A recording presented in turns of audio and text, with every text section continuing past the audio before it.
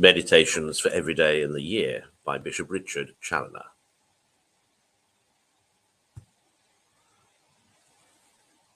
Saturday after Low Sunday. On the grounds of faith. Consider first that divine faith is grounded always upon God's infallible truth, inasmuch as every assent of divine faith is given by the soul upon the motive of divine revelation. She believes all these truths because God has taught them, who is the truth itself, and who cannot deceive, nor be deceived. Whosoever believes upon any other motive, and not upon the testimony of God, may have an opinion indeed of heavenly truths, or human faith concerning them, but falls short of divine faith, which wholly builds itself upon God's truth. And therefore divine faith carries with it a greater and higher degree of certainty than any human sciences whatsoever, because nothing can be so certain as that truth itself cannot lie, and that what God has taught must needs be true. See then, my soul, what kind of assent God expects thou shouldest yield to all the truths he has revealed. He expects thou shouldest bow thyself down to them, earnestly embrace them, and firmly adhere to them as most certain and divine. Consider, secondly, that though the only proper motive upon which a Christian believes with divine faith the truths of religion be divine revelation or the word and testimony of God, either contained in the Scriptures or conveyed down by tradition, yet, as this testimony or revelation first delivered to the saints must come to us recommended by such evidences as may be sufficient to convince us that God has spoken indeed and has revealed these truths, and does require our assent to them as divine, therefore this sovereign truth has been pleased to set such marks upon all the truths that come from him, and has stamped them in such a manner with his broad seal as may fully satisfy all sincere seekers and lovers of truth of their coming indeed from his divine majesty, so that it would be highly unreasonable for them not to yield to them that assent of faith which is due to divine truths. Of this nature are all the prophecies and miracles and other arguments of credibility upon which the Christian religion is grounded,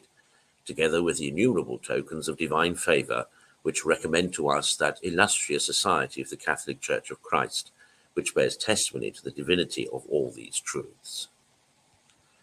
Consider thirdly, by descending to particulars, some of the many strong and weighty arguments and motives that give force to the testimony and authority of this Church of Christ, considered as an illustrious society, bearing witness to those truths which she delivers as having received them from God himself. This great and most ancient society is, and has been for 1700 years, spread far and near through all the world.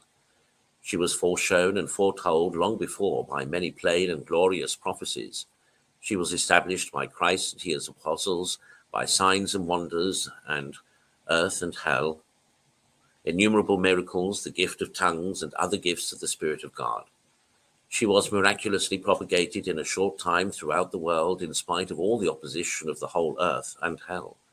She has been maintained ever since by the blood of millions of martyrs and by the saintly and miraculous lives of millions of other servants of God in all ages and in all nations. She has been embraced and followed by all the best and wisest of men and defended by the most godly and learned. She has, in fine, all this time held forth the light of God to the whole world, by her constantly and fervently preaching all holiness, by the purity and sanctity of her doctrine, and by the efficacy of it in the conversion of innumerable sinners, in the withdrawing thousands of all conditions from the broad way of the world to a recluse and penitential life, and inspiring thousands of her children with a desire of wholly dedicating themselves to divine love, so that she has at all times and in all places produced many eminent saints whose whole lives have been standing miracles of divine grace and standing testimonies of the truth of the faith and church which they all professed. These and many other arguments and motives of credibility loudly proclaim to all mankind that the hand of God and his truth is and always has been with this illustrious society of the Church of Christ, and that she is entirely to be credited in the testimonies she bears to the divine revelations of all that she proposes as matters of faith. conclude with giving thanks to the goodness and all-wise providence of the Almighty, who has not only revealed to his church his heavenly truths for the healing our souls from all their maladies and bringing them to the very fountain of health and life which is with him, but also has given that illustrious authority to her, whom he has made the guardian and depository of his truths, that if we are sincere in seeking, we cannot well fail of finding both her and them. But then remember that the faith of divine truths, how infallible soever, will never bring thee to God, except it be a living faith that works by charity in Jesus Christ.